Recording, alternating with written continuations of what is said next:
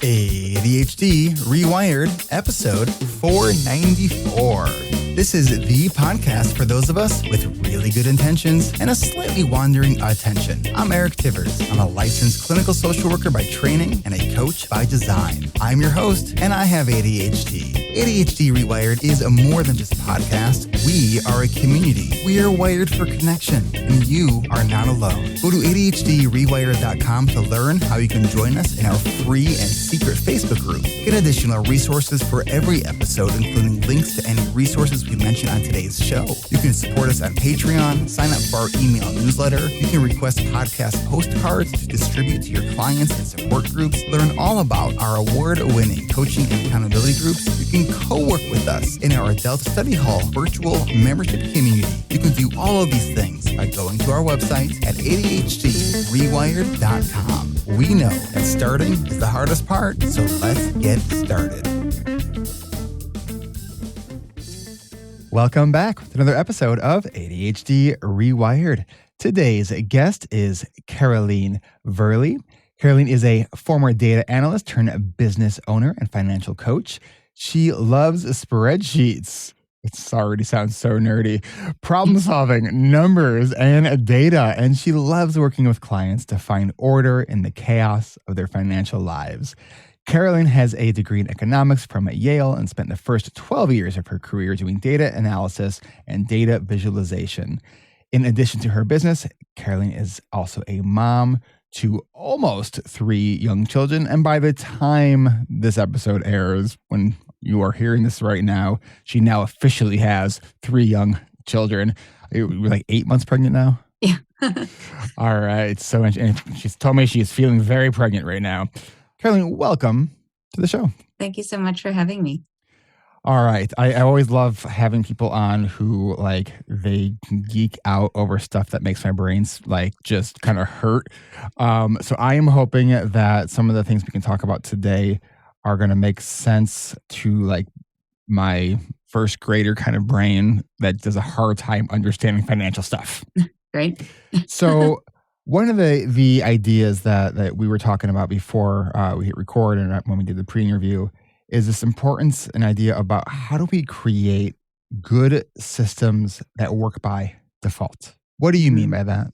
So what I mean by that is really setting yourself up so that you're not trying to rely on, sometimes the advice you'll see is, write down every single dollar that you spend in a notebook or something like that. And that system falls apart the second that you stop doing it. So, a day goes by, 2 days goes by, and you mean well, and you say, okay, well, I'm going to write it all down, but then a week goes by and you can't catch up. So setting up a system that's not reliant on you doing something like that. So, using automations and using the power of a computer to do a lot of the heavy lifting for you so that you're not relying on these things that are really hard to do, setting up systems that are robust and can really support you so that you can ignore it for a week or 2 weeks and then pick it up again. And it's not a disaster, because once it kind of falls apart, it becomes harder and harder. Every week that goes by, getting back on that horse gets harder and harder. So setting up a system that is going to be there and ready for you and working in the background is going to set you up for long-term success. So you're saying any system that requires you to be kind of 100% consistent with it, no good. No good. Exactly. Okay. So when you talk about automation, what kinds of things do you encourage people to set up and automate? And kind of specifically, how do people do that? I think some of the big things are really automating the things that if you don't do them, something bad will happen. So, something like setting up automations for your bills and paying your credit cards on an automated basis and automating your savings too, so that you can basically not miss those bill due dates, and also save even if you're not really thinking about it. And so using the power of automation to do those things can really be helpful, because otherwise, if it just relies on you doing it, it's more work and there's just more chances of failure. What have you seen as maybe some of the downfalls or some of the things that maybe could go wrong with automation? And then what are some systems that could be sort of set up as sort of a safety net around those things around the automation? So you mean in terms of when automations go wrong? Is that? Yeah. Because it's true. A lot of the resistance I hear from people initially when they're thinking about automating things, people are often very resistant to the idea of automating credit card bills. And I think that that's often because they've had this experience in the past of potentially, overspending and sort of not knowing what the bill is going to be and being taken by surprise by that bill. And then also kind of worrying that there may be fraudulent transactions that they weren't aware of, or that some charges may be misbilled. But it's something that eventually when people do make the switch, they are very happy that they did. And so I think there's often a fear of automating certain things. Sometimes it's, worrying that there isn't going to be enough money in your checking account to pay that bill when it comes. But I think that is not necessarily the right solution to that problem. And so setting up other systems to make sure that you do have that money, and that you don't overspend is a better solution than not automating the credit card bill. Because when you don't pay that bill, that's when you get bad marks on your credit score, and you may get, late fees and fines and interest and all sorts of things that not paying it is worse than, paying it on time. And so using that automation to help you. But I do often hear a lot of resistance at first from people who have not been automating things. It's funny. I have a lot of my stuff automated, and what I think I do is I go through the actual bills about every 3 months just to make sure everything looks, what it's supposed to. But in reality, it's probably not every 3 months. It's probably more like every 6 months, and then I'm not even sure if I'm going back as far as I need to. And that's been a learning curve for me. After more than, I think, 2 years now, divorced. So like my ex used to manage all the finances, and like I was like, thank goodness for that. And then it's like, now I got to figure all this stuff out. Oh boy. And that was sort of one of the things that it was sort of building the habit of just checking in on, like, just opening up the app for the bank account, right, and just looking at it. Because that was definitely like out of sight, out of mind. Everything's fine. Like, okay, I'm not worried about it. Until you realize, like, I just need to transfer money from one account to another so my bills could actually get paid. And it's like, how often do people with ADHD is like, we had the money and yet something bounced just because like we didn't manage where that pile of money was basically sitting in what account. Mm-hmm. Because I think we see a lot of sort of this like all or nothing approach with people with ADHD. And so it's either you're managing it all the time or not at all. Maybe even starting with, like, for you, what do you do? So you are utilizing the power of automation, but also making sure you're checking in on your stuff. Mm-hmm. I think the tricky thing with these automations is that to set up a good system, it requires a lot of time and investment upfront to get a good system. And the idea, and this is, when I work with my clients, it's really about, let's make that upfront investment, because it is going to take time to get everything set up. But the idea is that once you do have it set up, then you can be more, then you let it go on autopilot. You don't have to take as many actions. And the nice thing is that then when you do check in on your bank account, it's really just checking in, making sure everything is working correctly, but you don't necessarily have to take that many actions. I think maybe I can talk a little bit about how, that idea of putting the money in the right spot too, because often when people first come to me, they have, one bank account that, maybe they have a checking account, maybe it's two, they have a checking and a savings account.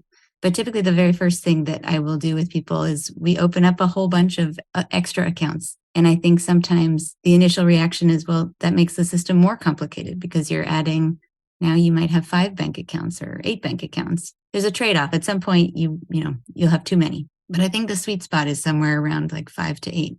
And when you say could it within the same bank, different accounts? Mostly within the same bank. Okay. I'll talk about savings, I think, a little later too, but mostly within the same bank. But the idea is really to separate your money into these different little pockets so that you have an account that is for bills, and then an account that's for spending, and then an account for saving towards a vacation or a house, or, whatever the goal may be that you're working towards, or for your specific situation, whatever may be relevant. So if you have a really old house that has a lot of repairs, and maybe it makes sense to have a house repair fund, or, you have a car that is on its last legs, and you really want to make sure that next time you bring it into the shop to get repaired, that you have money sitting there that you've dedicated to that purpose. And other people, it's, like saving for vacations. And kind of knowing how much money they have to spend on vacation. And so having each account have a dedicated purpose rather than having everything, mixed together in one account can be, a really useful and powerful first step to understand how much money you have and how much you have for each purpose. Because when it's mixed together is when it's confusing. Yeah, I could see that. A couple of years ago, I set up a couple of different accounts. One for I had an emergency savings account. What's the idea of having like 3 to 6 months of expenses, and then I set up a vacation account, and then I set up a motorcycle fund. How are they working for you? It's great. Yeah, like I have not yet planned the vacation in a while, and I'm a little overdue on that. But the automatic savings keeps on growing. I'm like, I have a good vacation coming up because it's which is wonderful. When you suggested the thing around like house repairs, I was like, oh, I might want to actually consider doing that because I think about the stuff that I have to get done in my house and the projects that are sort of in midstream that are kind of paused. Like, I think it would make me feel a lot more ease knowing that like, oh, that money is there. It's like I can move forward with these projects. Yeah, what I find is that when you have a dedicated account for different purposes, like the house fund or the vacation fund, what ends up happening is that there's two forces that seem to reinforce each other. One is it's really motivating to save towards that when it's clearly defined. Because if you just have a savings account and you don't label really what it's for, it's not as motivating because you don't, but saving for what? It doesn't speak to you. But saving for a vacation, all of a sudden it's like, oh, okay, this feels good. This is something I want to do. So I want to put my money in here. And then on the flip side, when it comes to spending it, I find that oftentimes if your money is just kind of mixed together in the savings account and it's serving a lot of different purposes, like it's your emergency money and your vacation money and your house repair money, when it comes time to spending it, it can be very stressful to spend it because you worry. Oftentimes people report that they went on a vacation and they think that they could afford it, but they weren't really totally sure. And it diminished their enjoyment of it because they were constantly stressed about whether or not they could really afford that trip or not. So I can see that. Like if you don't have that clarity of like, can I actually afford this? It's sort of like when I talk about in my coaching groups about like time awareness and how so many of us have a hard time saying no. Someone asks, could we do a thing? And maybe you're a people pleaser and you're like, you have no idea how long things actually take you. So you're like, yeah, you can totally do that. Even though you absolutely don't know if you actually have the balance to do it. Which is why we talk a lot about doing time tracking so we can actually develop a really, really clear awareness of how long things actually do take us. And once we discover that clarity around how long things take us, it's way easier to say no to stuff because we actually know whether or not we have the bandwidth or not versus just like this gut feeling thing, which is a horrible way to manage time and money. Yeah, I think that's a great analogy. I think there's a lot of parallels between managing time and managing money. And it's the same idea. Once you've actually built into your budget how much you can really afford to spend on your vacation, then you have that clarity. And then when you spend it, very clearly, this is, I've allocated this money and this time to my vacation and I can spend it and not worry about it and not worry that I'm compromising some other goals because I had earmarked this specifically for this purpose. And the whole purpose of vacation with this example is enjoy your life and increase your happiness. So if you're not enjoying your spending as much as you could, it's too bad. So it's nice to really have a clear idea that, yes, I can afford this because I have set this money aside and kind of quiet that concern in the back of your mind that maybe I can't actually afford this trip that I'm on, but I'm on it and I'm spending the money anyway. It was when in February, beginning of March 2022, I went and saw fish in Mexico. It was a bucket list goal to see. So they played 4 nights on the beach and they played at this all-inclusive resort. So it was a really nice, okay, so we were there for about a week. And I loved the all-inclusive resort because it's like you don't have to think about like, it's already been paid for, so you don't have to think about like the money piece while you're on vacation, which I found very freeing and relaxing. And it's sort of that idea, like everything in moderation, including moderation, right? So you can sort of indulge without having to break the bank. Mm-hmm. So speaking of allocating time, I do need to allocate just a few minutes here to take a quick break. But when we come back, I have a lot more questions for you. So we will be right back. Support for ADHD Rewired comes from ARC. ARC is ADHD Rewired Coaching. Learn more and get on our fall interest list at coachingrewired.com. Hey, are you struggling to reach significant milestones and moving forward with fewer goals? Does the future feel uncertain because as much as you try to get organized and plan ahead, you get caught up in the whirlwind of everyday life and you feel like you can't get anything done? What if you could create actionable plans tailored to your ADHD, have support and accountability to act on those plans, all while learning and working alongside other adults with ADHD who actually understand the challenges we face? That's where group coaching comes in. Because support can begin right here with ADHD Rewired's award-winning coaching and accountability groups. Yes, getting caught up in the whirlwind of life can happen. It even happens to me sometimes. And yes, our ADHD can get in the way. And sometimes, as much as we try to avoid it, our ADHD gets us into the whirlwind too. And that's okay. We get it, but with the right tools, a better understanding of how we can navigate through life with ADHD, and a supportive community of like-brained adults to help us steer out of those whirlwinds, we can do more than just manage our ADHD. We can actually thrive with our ADHD. If this sounds like the step that will help push you forward to turning your intentions into action and achieving your goals, go now to coachingrewired.com and click on that big button at the top of the page to add your name to our fall interest list. And then keep an eye out in your email so you can stay up to date for our upcoming fall registration events, and they're coming soon. Get started, stay in the loop about our fall sessions, and learn more at coachingrewired.com. And if you're listening to this way into the future, the website is still coachingrewired.com to get the most up-to-date information on everything we are doing with our coaching and accountability groups. Come grow with us. That's at coachingrewired.com.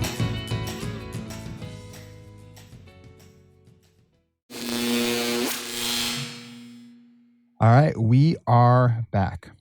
I don't know if you had how many different banks you've worked with before. I was wondering if you have any thoughts on any specific banks and their apps or their web interfaces, and if you found any of them to be either more or less kind of ADHD friendly.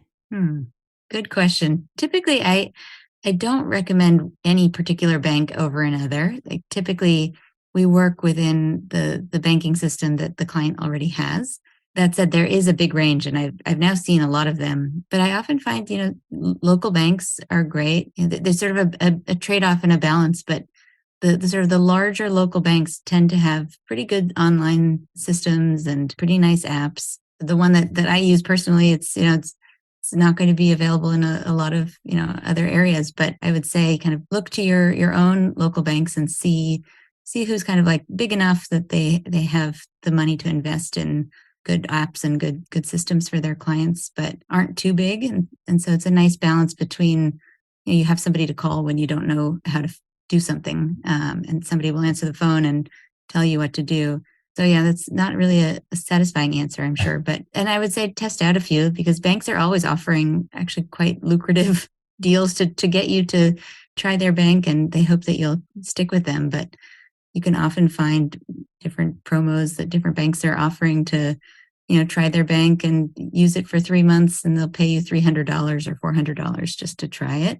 But I've never actually found the need to switch banks with any clients. So maybe I don't think they're all that different from each other. I will talk about one app that I've discovered recently. I have no affiliation with them, and I'm just testing them out, but I think this could be very promising, and I have a few clients that are trying it out right now. It's an app called Cube Money, Cube with a Q. So and what I like about it is that QUBE. Okay. And what I like about it is it replicates a lot of the systems that I like to have with clients with multiple bank accounts, but it allows you to have different buckets within one bank account. And so the idea there is that you sort of send a certain amount of money to this app, and there's a sort of a bank behind the app. You then can allocate the money into different envelopes and different buckets, but electronically. So you can say, I'm going to, whatever it is that number is for your budget. And it's always risky to throw out numbers because everyone's budgets are so different. But for some people, it might be $100 a week.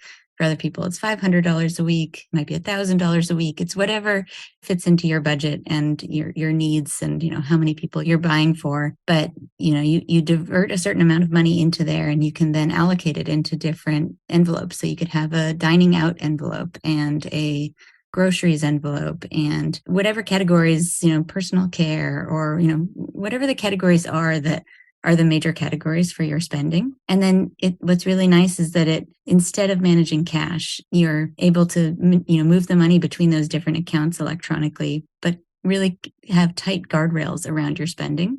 So it's very easy, I think, to see how much money you have available for each of these different categories and these different buckets. So it's a very similar system to what I do with my clients with multiple bank accounts, but this allows you to do it within one bank instead of having multiple accounts. So I think that one looks very promising. I imagine that most of the bank apps have the feature to do mobile like check deposit. Yeah. I haven't seen many that don't. Okay. Because I was like, when that started becoming like a regular thing, I was like, oh my God, thank God. Because like, I can't even tell you, like, checks are like the worst when you have ADHD. Like, it's like, oh, this is a piece of paper. There's steps involved in like actually turning this into money that is now mine. And so it's wonderful to be able to use the mobile deposit. It's super easy. Yeah, I agree. And my recommendation, clients always ask, like, well, how often should I pay my bills or how often should I deposit checks? And for checks, I say, just deposit it right away.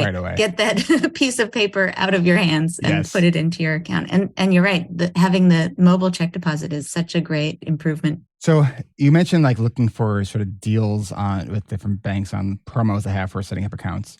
What about credit cards? Because credit cards also offer like different promotions and you can get low or even sometimes no interest for a certain period of time. There's miles, there's all these different promos. Like, so what are your thoughts on credit cards? Because they can be a very helpful tool and they can also get people in trouble. That's very true. I used to think, you can definitely take advantage of the credit card companies and it's a great tool. But as I've been doing this several years now, I've actually become more and more conservative on credit cards. And it's just really, really hard for people to manage them successfully. The credit card companies, they know this. And I think it really is quite predatory because they're offering such lucrative sign-on bonuses and the points. And there's just sort of this very subtle psychological pull that really, I think, messes with your spending and your savings. And it just makes it so easy to overspend. And the biggest issue is that it really makes it hard for people to know how much money they've spent and how much money they actually have left to spend. Yeah, I've gotten much more conservative on credit cards. I just think that they are so potentially dangerous for overspending that often it's better to avoid them, not entirely. And so what I will typically recommend for clients is, you have to kind of play this game because this is the system we have. You want a good credit score because, you want to be able to buy a car and a house. And, when those things are goals that you have, like you want to, you kind of have to play this game that we have in the system of having a good credit score. But the solution I'll typically recommend for clients is use a credit card for the things that are automated. So, your phone bill and if your utility company lets you pay on a credit card or, whatever you can automate that's not really a decision point and is not the thing that's getting you into trouble on a month-to-month basis.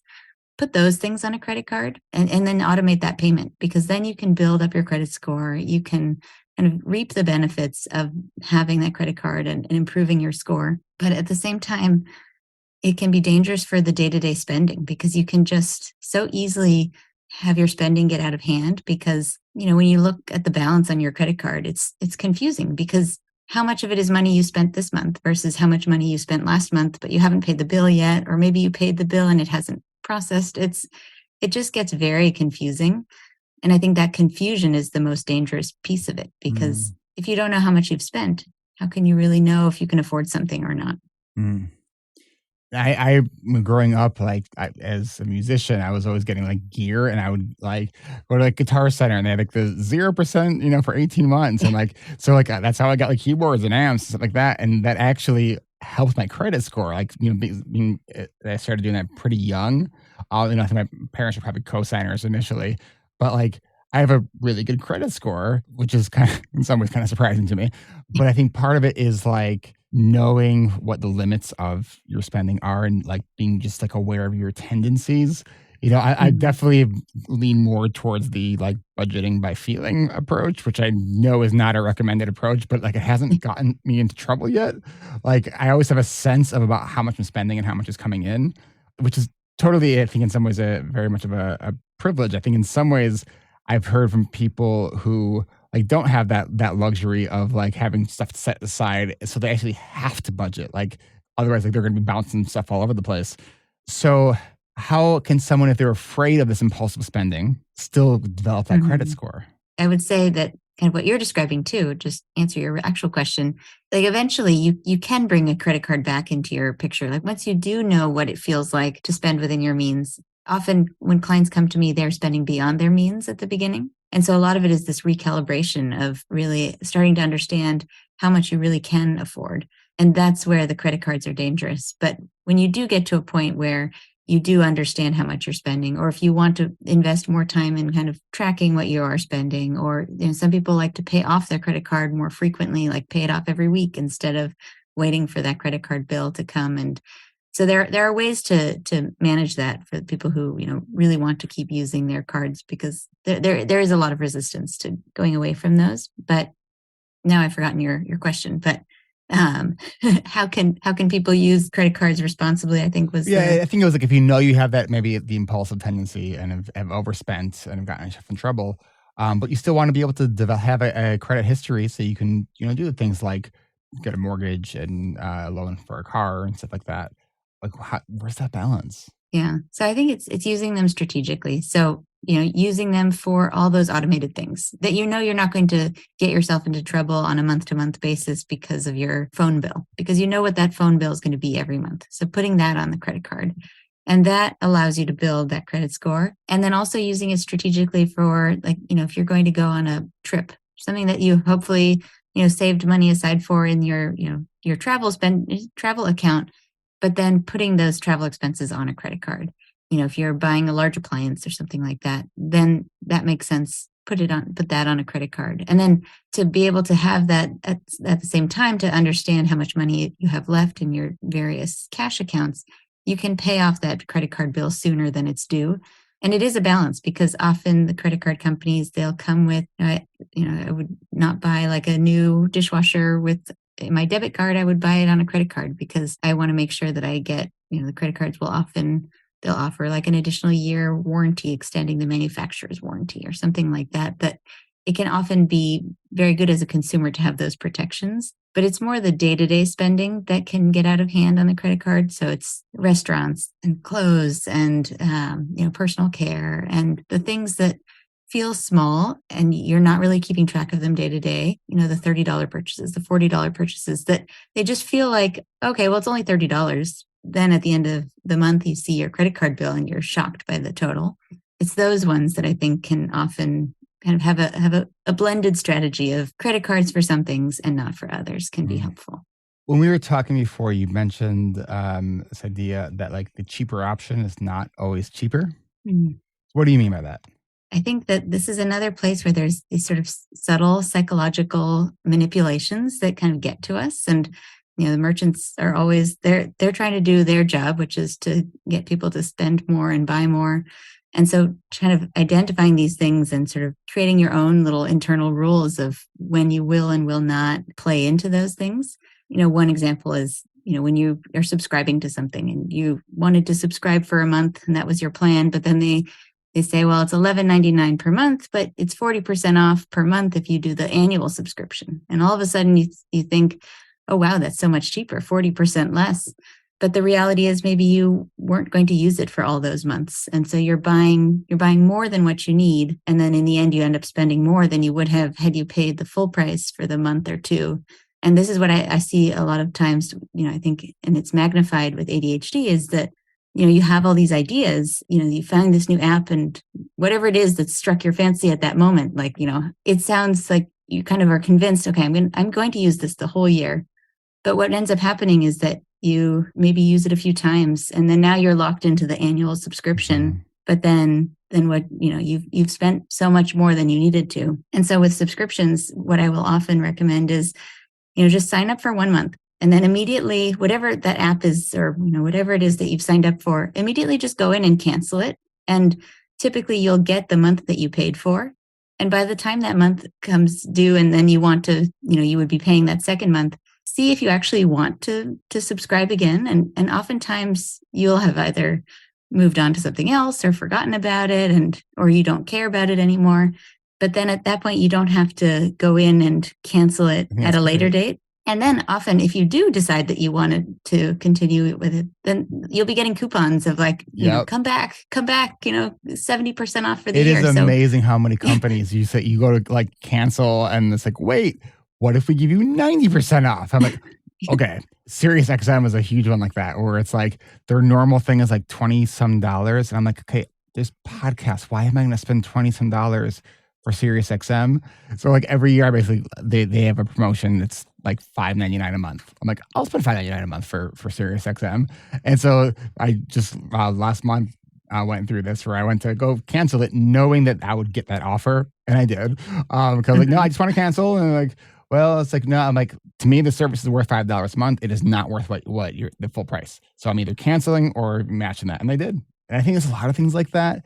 The other thing that I've also done, and I love the idea of canceling it right away. I've definitely done that on those apps that have the 3-day free trial, which is kind of a new thing, which is it kind of weirds me. I don't care for that.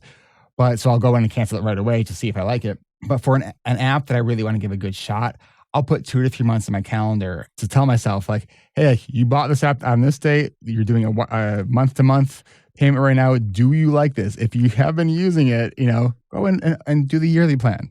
But so it's sort of that note to my future self that I put in my calendar to ask myself, hey, are you using this app? If yes, go, do the yearly plan. If not, go cancel it. That's something we do in our alumni community every maybe a couple times a year, is get people kind of audit all of their accounts, especially their digital ones, the stuff with the app stores and stuff like that. Because it's amazing how often we will discover we totally forgot we signed up for a thing, and it's how much have we been paying for this thing that we haven't been using, which is just a common way I think we pay the ADHD tax. So the more you can sort of set those reminders to yourself, I have found to be very helpful. That's why I like the strategy of just canceling it right away. Literally go in and subscribe and then log back in and cancel, because then you don't have to even have that item on your to-do list. And if it's something that you are using and that you like, then you'll have the motivation to go in and sign up for it again. It's always easier to sign up than to cancel. And kind of allowing yourself to say, no, I'm going to pick the more expensive option, which is the monthly option, even though the thing that feels more expensive, but as an investment in testing it out. Because otherwise you just don't want to automatically play into the idea of, well, the whole year is cheaper, because it's going to be cheaper per month, but only if you're actually using it, which, you can kind of think back of all the subscriptions that you've signed up for. How many are you actually using at the 1 year mark as much as you thought you would be? So last year I started riding motorcycles, and I've already been looking for, so I bought my first motorcycle last year, and it's a very first motorcycle kind of motorcycle. It's not crazy powerful. It's it's a small cruiser, and I'm ready for a little bit of a faster motorcycle. And a lot of places with motorcycles, they don't even let you test drive it. You just, if you want it, you have to buy it. And I'm well, who's gonna who does that? So I have been finding there's companies where you can literally rent a motorcycle for a day. It might be $200 some to rent for the day. But if I'm going to make a purchase that's a couple $1,000s, I would like to know if I'm actually going to like the thing. So I've been looking at places where I can test ride for a day before I make that next purchase. Yeah, that makes a lot of sense. I have never bought a motorcycle, so I was not aware of that motorcycle market, but I think that's a very sound strategy. So sometimes, allowing yourself to do what feels more expensive and what feels kind of wasteful, well, am I going to really waste $200 on testing a motorcycle? But it's not wasting. It's really an investment in figuring out, is this something I'm going to like, and is it worth spending the rest of the money on it? And so fighting against that instinct of, I'm doing the more expensive thing and I shouldn't do that, because that is very powerful. The other place I see it is if you're buying something online and there's a free shipping minimum. And let's say you intended to buy one shirt, then you see the little pop-up that says, well, put $17 more in your cart, and then you'll have free shipping. And then what that does is that you're, okay, I want to be economical with my money. I want to be thrifty. I don't want to pay for shipping. And so then you go browsing through the website looking for other things to buy. And eventually, I guarantee you, most times you will spend more than what you were otherwise going to pay for shipping that like let's say it would have been $7 to ship the only thing that you wanted. Now all of a sudden you've put $50 more in your cart. And I've been guilty of that before. It's so powerful. I mean, because it really makes you feel like you're doing the right thing. Like I'm not going to pay for shipping. Let me buy something else. Let me be economical with my free shipping, but it really manipulates your spending habits. It's like coupons where it's like, you can get $5 off when you spend $100, but I actually only need like $10 worth of this thing. Yeah. Right. All right. Let's take a really quick break. I got some questions about debt when we come back. So we will be right back. Wouldn't it be cool if support for this podcast came from ScoreBrain 3000? What is ScoreBrain 3000, you ask? Well, it's not real, but here's what it is. Whether you're playing basketball in the driveway, baseball, or pickleball, the ScoreBrain 3000 is an incredible gadget that you wear on your wrist that keeps score for you. We've probably all played sports where we feel like we're constantly forgetting the score or whose turn it is. I know for me, it's the worst part of my pickleball game, the part of the game that I don't think I'll ever really improve on. I mean, not only do you have to say the score, you also have to say if it's first or second serve. That's 3 numbers to keep track of. So when you say out loud 4, 5, 2, the ScoreBrain hears it and then will display it right on your wrist. I've personally tested the ScoreBrain, and let me tell you, it's a game changer. Pun intended. It's almost like having a personal scorekeeper in your pocket.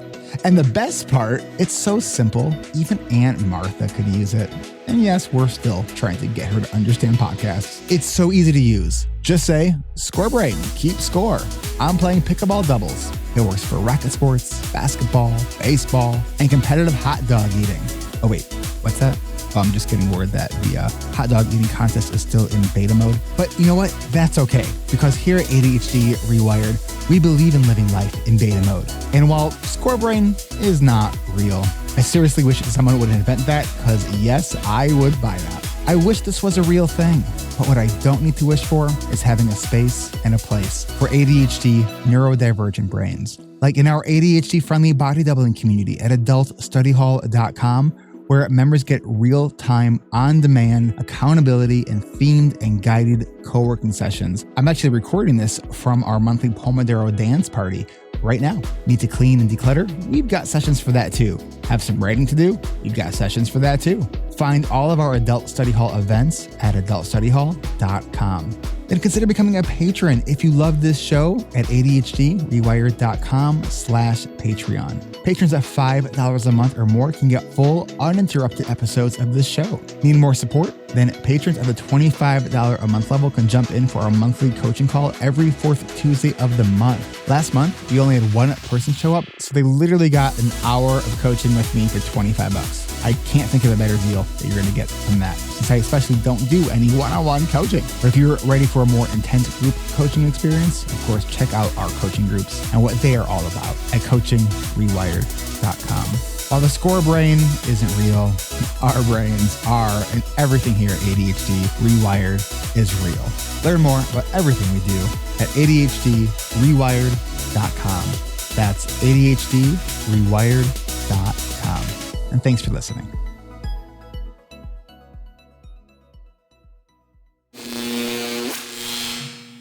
All right, we are back. All right, so Caroleen, what about, a lot of the stuff we've been talking about is like being sort of wiser and setting up strategies around spending. And I have to imagine there may be some listeners who were like, that sounds really great. I could barely pay my bills. So the idea of putting stuff away for savings is a pipe dream at this moment. What do you recommend to people who are in that situation, especially if they have significant debt? Yeah. So a lot of clients, come to me with significant debt, and that's, kind of where we start. And I would say the worst thing you can do is kind of get to a point where you feel hopeless that, you can't save. And I think everyone needs to start wherever they can. And so, wherever that is for you, if that's setting aside $5 a month or $50 a month, or, this is where numbers are dangerous because everybody's numbers are so different. But whatever is a number that you can do, is a good place to start. Because if you don't start, then it's just, a year from now, 2 years from now, then like it's just harder and harder to start. But once you start wherever you can always increase it over time. And as your situation changes, like if you're working on paying off credit card debt, maybe it's, setting up a habit, putting $5 a month or $5 a week or whatever that number is for you into a dedicated savings account. So you build that habit and that muscle, and you can start to feel that reward of seeing that amount of money increase. Then when you pay off that first credit card, pay off that second one, when you get to a point where you've freed up some more money in your cash flow, start to dedicate that money to savings instead. So, when you do, have that roadmap of maybe it's going to take me 3 years to pay off this credit card debt, but then as soon as I pay it off, take that money that you were formerly paying to the credit card companies to pay off the credit card debt and start paying it to yourself and to your savings. But at that point, you've already created that savings account. You've already started contributing to it, kind of have that muscle built up. So it's much easier to change the amount that you're contributing than to all of a sudden start from zero. So, and as your situation changes, a lot of people, hopefully you get a cost of living increase, or, you get a promotion or a raise, or, you can take advantage of those times where your income increases to say, well, take a portion of that increase your standard of living. And often, sometimes it's not even something that it's not a choice. Like, your rent went up. You have to use some of that, or, a big portion of it to address your increased expenses, especially right now when inflation is so high. But use those opportunities where all of a sudden you have more money in your cash flow, whether it's through a reduced expense or an increase in your income. I wanted to ask you about that specifically. Oh, yeah. So, and I know there's no one size fits all for any of this stuff, but when people are, they're kind of doing the math, they're like, there's not enough money to cover the expenses or to put money away for savings. Do you find that it's easier to have people focus on how do we cut costs or how do we make more money? I guess it's going to be so situation dependent. Do you have opportunities to earn more money? And, some people, maybe you have free time that you can dedicate to, and you love dogs. And I have some clients who take on dogs through Rover. And so for them, that feels What's Rover? An easy way. Oh, Rover is like Airbnb for dogs. Whoa. Okay. I have quite a few clients who that's the way they like to earn a little extra cash, is when people go away for the weekend and they need a place for their dog, they can take them for the weekend. And I think can earn like $50 or $60 a day taking care of somebody's dog. And some people love dogs, and this for them is an enjoyable pastime. I love spreadsheets and not so much dogs, but I will help people with their spreadsheets. But yeah. I wish I loved spreadsheets because I can see them being so powerful. They just overwhelm me.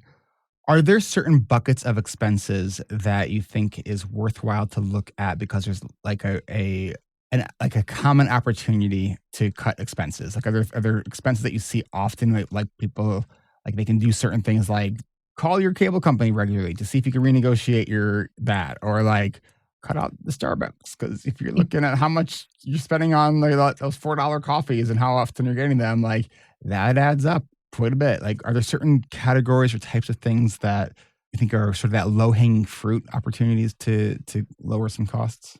The lowest hanging fruit is often the thing that you have like no compromise on the quality of your life, but you've saved money. And so the idea of, the cable company does, and, internet.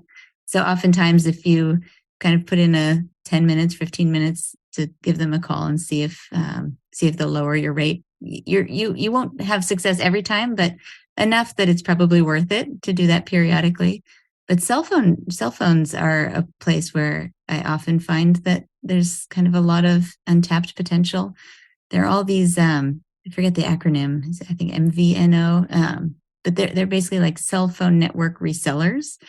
One that a lot of my clients have switched to is called Mint Mobile, but there are quite a few others. But it's basically for like $200 a year instead of $100 something, $200 a month. People report that they have excellent coverage, and it's often the same networks that the major cell phone companies are selling. I think the big thing is that it takes a little bit of time and research to figure out how to switch, and that's enough of a barrier that for most people don't even want to bother, and they're kind of worried that the quality is not going to be as good. But I really hear almost universal, people just are happy with the service that they're getting under these phone resellers. And so that's an easy place to, have a really big opportunity. The one hitch is that you have to have your phone be paid off. So you may have to, if you have a phone that you're paying off on a monthly basis with your existing phone plan, you do have to pay off the phone before you can switch. But that's one to certainly look into. And I think it's in that category of you save money, but you don't have any compromise. So those are the ones to certainly address first.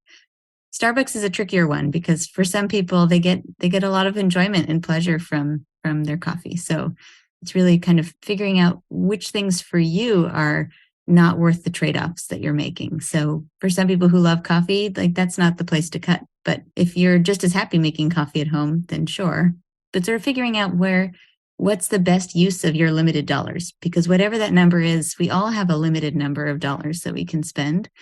And for some people that number is lower and some people that number is higher, but figuring out what's the optimal use of those dollars for you. And so what are the things that give you the biggest enjoyment or the biggest bang for your buck? And so if that is coffee, don't cut the coffee. But if that's not coffee, then that could be a one to cut. I think the first step is figuring out how much are you spending on these things? And then which are the ones that are the biggest priority for you? Do you have a favorite book or resource for helping people who maybe are coming to terms with have to wrap their brain around financial stuff and it's just been hard for them? Do you have a favorite book or resource that you would recommend for that? So I'm a big fan of Ramit Sethi's I Will Teach You to Be Rich, because I think it's written in a really accessible way and it's very simple and kind of actionable and clear, and that is a great resource. So I would highly recommend that as a first stop. He has a podcast and a new Netflix show now too, but the book is an excellent roadmap, I think, for just getting started, and in a way that there's no, he doesn't use financial jargon, and it's very accessible and it's not intimidating or overwhelming. Excellent. Well, we'll put a link to that in the show notes. We will also link to your website in the show notes, which is untangleyourmoney.com. Are there any final thoughts or anything else you want to share before we wrap this conversation up? Well, thank you so much for having me. And it was a pleasure to chat with you. Thank you so much. Thank you, Eric. This is Eric Tivers. Thank you for listening and congratulations for making it to the end. ADHD Rewired is more than just a podcast. We are a community focused on learning, growing, and connection. The website is ADHDrewired.com. You can find time-stamped summaries and additional resources for each episode. Apply to join our free and secret Facebook community. Learn more about our award-winning intensive online video-based coaching and accountability groups. Join the Adult Study Hall virtual co-working membership community. Find all the other podcasts on the ADHD Rewired podcast network. Sign up for my email newsletter to get exclusive content that you won't hear anywhere else. And use the search tool to find episodes on specific topics. You can do all of this at ADHDrewired.com. While you're there, click on the Patreon button. If you are a regular listener, consider making a monthly contribution by becoming a patron. If you are able to financially support my work, it would mean a lot. This show is free to you, the listener, but it's not free to produce. Plus, patrons get cool perks like ad-free episodes and access to recordings of coaching calls, and $25 a month patrons can join me once a month for a group coaching call. You can follow me on Twitter at Eric Tivers. You can like our Facebook page at facebook.com/ADHD Rewired. If you're a coach, therapist, or related professional, connect with me on LinkedIn at linkedin.com/Eric Tivers. Subscribe to ADHD Rewired on YouTube to see selective interviews and other videos I've made. Podcasts change lives. You can make a difference in someone's life by spreading the word about this podcast. Mention it in your online communities on Facebook, Twitter, Reddit, or wherever you hang out online. And be sure to share it with your friends, family, your therapists, your coaches, doctors, siblings, parents. And if you, your coach, therapist, doctor, or ADHD support group leader would like a pack of podcast postcards to hand out, you can request those at the website, ADHDrewired.com. If you're a member of CHAD, ADA, or any other ADHD support group, please be sure to tell them about this show and all of the shows on the ADHD reWired podcast network. You can even show them how to download it on their phone. And if you really loved this particular episode, please hit share on your podcast player. I'm only one person, and I do count on you to help spread this message. One of the biggest things that you can do to support this podcast and help other people discover it is to leave an honest rating and review on Apple Podcasts or any other app that supports reviews. And don't forget to hit subscribe so new episodes are automatically pushed to your favorite podcast app. Looking for more ways to listen and learn? Get a free audiobook and a 30-day free trial at Audible by going to audibletrial.com/ADHD rewired. Here is my list of must-listen-to audiobooks updated July 2021. Nonviolent Communication by Marshall Rosenberg. Attached by Amir Levin and Rachel Heller. Atomic Habits by James Clear. The 5 Dysfunctions of a Team by Patrick Lencioni. Crucial Conversations by Carrie Patterson. The Coaching Habit by Michael Stainer. The Body Keeps Score by Bessel van der Kolk. Rest by Alex Sujong Kim Pang. The 5-Second Rule by Mel Robbins. Make It Stick. The Science of Successful Learning by Peter Brown. The Productivity Project by Chris Bailey. Meditation for Fidgety Skeptics by Dan Harris. Change Your Questions, Change Your Life by Marilee G. Adams. I always recommend to my coaches and admin that they read that book. The One Thing by Gary Keller, a required reading for all of our coaching group members. Procrastinate on Purpose by Rory Baden. The 4 Tendencies by Gretchen Rubin. The Art of Asking by Amanda Palmer. And if you're looking for something a little bit more magical, I have fallen in love with the Harry Potter series, and the narrator, Jim Dale, is amazing. And of course, if you haven't yet boarded the Brene Brown bus, all of her stuff is great, starting with Gifts of Imperfection, Daring Greatly, Rising Strong, and the Power of Vulnerability. And if you're an entrepreneur or leader, be sure to check out her book, Dare to Lead. Do you have something that you would like to share? Click on the podcast tab at ADHD Rewired. Click the button to be a guest at the top of the page and schedule a 15-minute interview. This is Eric Tivers, reminding you to keep learning, growing, and connecting. Self-care is not selfish. No matter what you get done or don't get done, you are still enough. And no matter how hard it feels, we can do hard things. And we don't need to do them in the hardest way possible. Thanks for listening. I'll catch you next week.